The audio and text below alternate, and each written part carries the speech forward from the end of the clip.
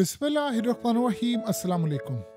Israel इस वक्त मुकम्मल तौर पर पैरालाइज हो चुका है जब से ये यमन का हमला हुआ। आज सीन ये हुआ है, बाइडन एडमिनिस्ट्रेशन यानी सादा अल्फाज में समझे अमरीकी इस्टेब्लिशमेंट ने अपना एक इन्वॉय भेजा है, एक बंदा भेजा है जो जाकर वजीर दिफा से मिला और उसको जाकर ये कहा है कि आप अगर इस बात के लिए तैयार हैं कि आपके शहरों में, आपकी गली कूचों में ये जंग लड़ी जाए और आपके कई शहर तबाह हों, और अगर आप इस चीज़ के लिए तैयार हैं कि कम से कम 10 फ्रंट आपके खिलाफ खुल जाएं, तो आप इस जंग में बेशक कूद पड़ें।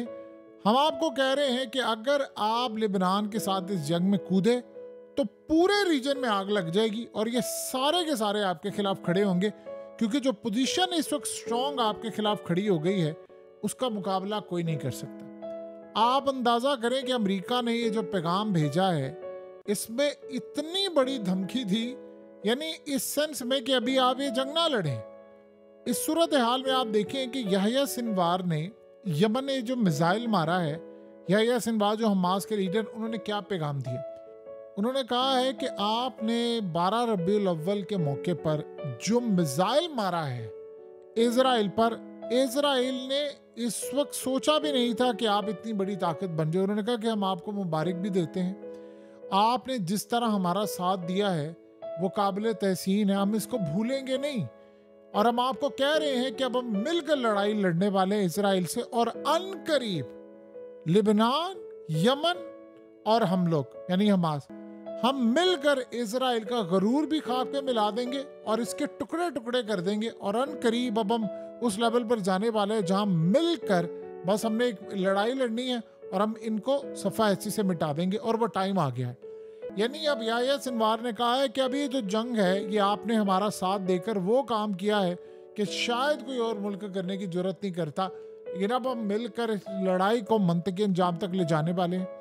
अब आप ज़रा इस सारी स्टेटमेंट को देख लें और उसके बाद आप अंदाज़ा कर लें सिर्फ इस बात का कि अमेरिका ने जो इनको पैगाम दिया, और वो पैगाम अमेरिका ने इनको बिल्कुल ठीक दिया। असल में अमेरिका ने इनको ये कहा है कि ईरान बन गया है बहुत बड़ी बला, और ईरान की प्रॉक्सीज, चाहे वो यमन है चाहे वो हिजबुल्ला है, वो उससे बड़ी बला बन गए हैं। आपको पता है कि हिजबुल्ला ने कितने हमले किए, इन पर सारा सिस्टम इनका उड़ा कर रख दिया। लेकिन जो यमन ने मिसाइल मार दिए वो तो आप समझ लें कि उन्होंने बिल्कुल हर हद पार कर दी। नहीं है वो दौर खत्म हो गए कि आप कोई ताकत है बड़ी, आप फलाना है, आपके पास कोई फौज है बड़ी, आप एयरफोर्स है, आपके पास जिगरा होना चाहिए, बस आप हमला कर सकते हैं। अब असल में ये इन्वॉय जो पैगाम लेकर आया था उसे से आकर कहा है कि देखिए आप जो लड़ाई लड़ने के लिए जा रहे हैं, पहले एक टाइम था कि मिडिल ईस्ट के अंदर बहुत सारे ममालिक ईरान के खिलाफ थे, यमन के खिलाफ भी थे, जंग कर रहे थे। अब सबको ये बात पता चल गई है कि यमन बला बन गया, अगर वो इसराइल को हिट कर सकता है तो ईरान सोचे किस लेवल पर जाकर हिट कर सकता है, तो कोई इनके खिलाफ जंग में उतरेगा नहीं, ना वो हमें अड्डे देगा ना आपको सपोर्ट करेगा। और याद रखना जो भी जंग में मामला होगा सारे आपके खिलाफ जाएंगे। इस वक्त ऑड्स आपके खिलाफ हैं, सो लिहाजा आप हमला ना करें लिबनान पर, क्योंकि लिबनान हमला करेगा, यमन बैकवर्ड। अगर यमन ने 4-5 मिसाइल, हाइपरसोनिक मिसाइल इकट्ठे एक साथ मार दिए, देन आप क्या करेंगे? फिर आपके पास कोई बचने की सूरत हाल है? तो आप इस सारे मामले पर क्या करेंगे? बचा लेंगे अपने आप को? अब ये बड़ा क्लियर पैगाम था कि भाई इतने फ्रंट्स खुल जाएंगे, आप कैसे बचाएंगे? लिबनान उधर से आ जाएगा। लिबनान देखिए बहुत बड़ी ताकत है, लिबनान हमला करेगा, शाम से हमला होगा, ईरान हमला करेगा, फिर उसके बाद न जाने कौन कौन से मलेशियाज खड़े हो जाएंगे। तो इस सूरत हाल में अमेरिका के ऊपर हमले होंगे, और यही हाइपरसोनिक मिसाइल एयरक्राफ्ट कैरियर पर अमेरिका के लग रहा होगा, तो आप क्या करेंगे? इस वक्त मामला ये है कि उन्होंने बड़ा क्लियर पैगाम दिया। और ये बात याद रहे कि जो डिफेंस मिनिस्टर है, आपको पता है कि नेतन्याहू इसको फारिग करने के लिए जा रहा है, और वो कह रहा है कि भाई तुम बुज़दिल हो, तुमने लिबनान की जंग शुरू नहीं की। अब आप बताएं कि इस सूरत हाल में आर्मी चीफ डिफेंस मिनिस्टर को कह रहा है कि भाई तुम ये जंग ना करो ग्राउंड पर, हम ये जंग लड़ने के काबिल नहीं है, हम ये जीत नहीं सकते। उसको तो पता है आर्मी चीफ को। और आगे से आपको पता है कि ये डिफेंस मिनिस्टर ने इसको क्या जवाब दिया? आगे से कहता है कि हम जो हमारे मफाद में बेहतर होगा हम वो करेंगे। इन्होंने इनडायरेक्टली कह दिया कि भाई अमेरिका साथ दे ना दे, हमने वो करना है। और रही बात अमेरिका के ना साथ देने की, तो हमें अच्छी तरह पता है कि अमेरिका की किस तरह स्क्रू टाइट करने हैं और अमेरिका को इस जंग में शामिल करवाना है। सो अब आप यहाँ से अंदाज़ा कर लें कि इस वक्त सबसे बड़ा मरहला ये है कि आप सोचें, आपके रोंगटे खड़े हो जाएंगे। यमन ने क्या ऐलान किया है? आपको पता है कि यमन को, यानी जो हूसियों की गवर्नमेंट, उसको कोई तस्लीम नहीं करता। अमेरिका ने इनको दहशतगर्द डिक्लेयर किया है।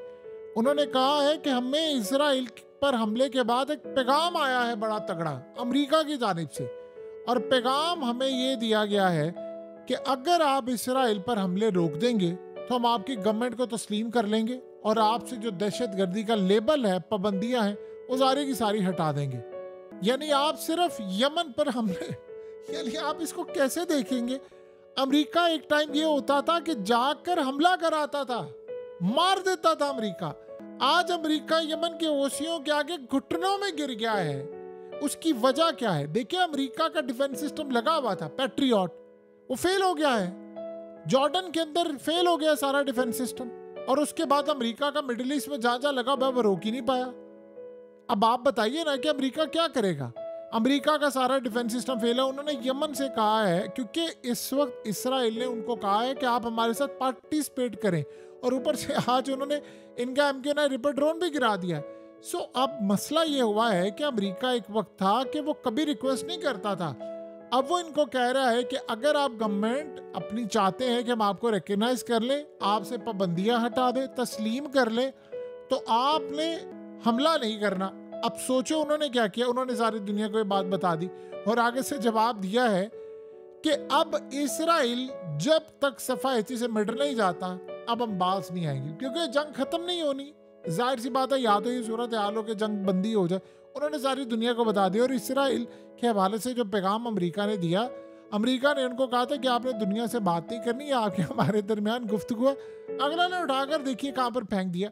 देखिए, जब आपके खौफ खत्म हो जाते हैं, आप खौफ से आज़ाद हो जाते हैं, जब आपको ये नहीं परवाह होती है अमेरिका क्या सोचेगा, मुझे इसराइल क्या सोचेगा, आप सोचते नहीं। आप सोच लें, आज यमन ने ये मिसाइल मारा है, तो बाकी जो छोटे छोटे ग्रुप्स हैं किसकी तरफ भागेंगे? वो ईरान की तरफ। अब रीजन के अंदर एक बात फैल गई है कि भाई यमन ने चाहे खुद किया है या ईरान ने दिया, कोई उनसे लड़ाई लड़ने को तैयार नहीं है। सबसे बढ़कर जो खुशी अगर किसी को हो रही है, लोग ये समझ रहे हैं कि जी इसराइल पर हमला हुआ फलाना, और सबसे ज्यादा आप जानते हैं कौन खुश है? रूस, चाइना। देखिए, अगलों को बैठे बैठे एक ऐसा इत्तेहादी मिल गया है जो टेक्नोलॉजी के अंदर भी आ रहा है आगे, चाहे जैसे मर्जी। जिगरा उसके पास इतना है, उसने अमेरिका को शिकस्त दी हुई है।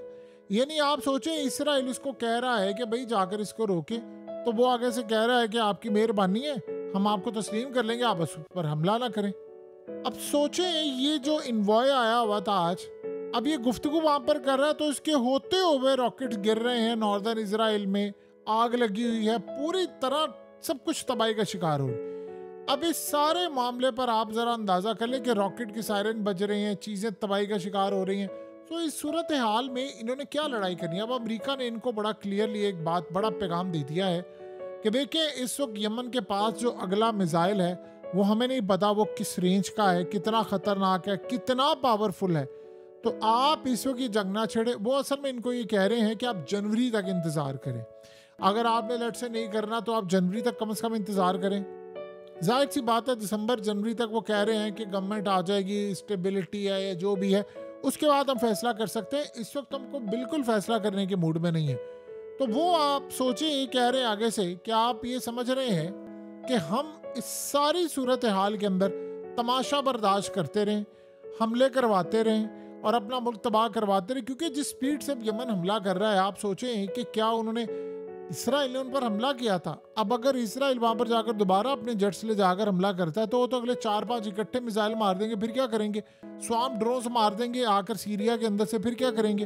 और लेबनान के साथ मिलकर ऑपरेशन कर लिया, इराक से तो उन्होंने वैसे ही हमला करना है, फिर क्या करेंगे आप?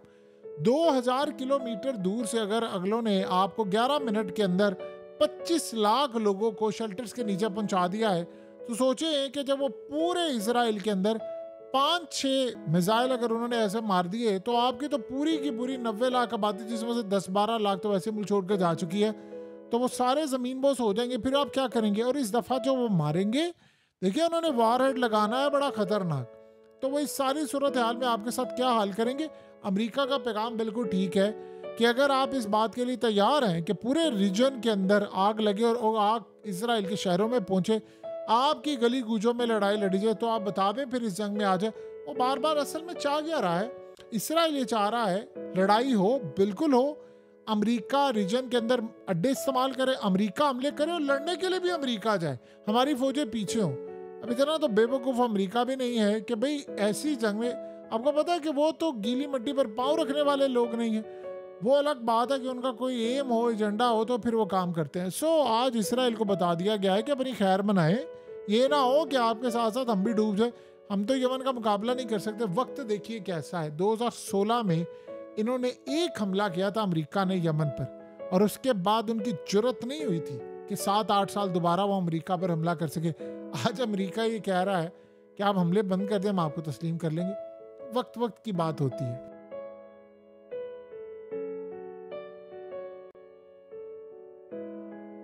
हकीकत टीवी को सब्सक्राइब करना मत भूलें, वीडियो को लाइक करें, शेयर करें और कमेंट सेक्शन में अपनी राय का इजहार ज़रूर करें।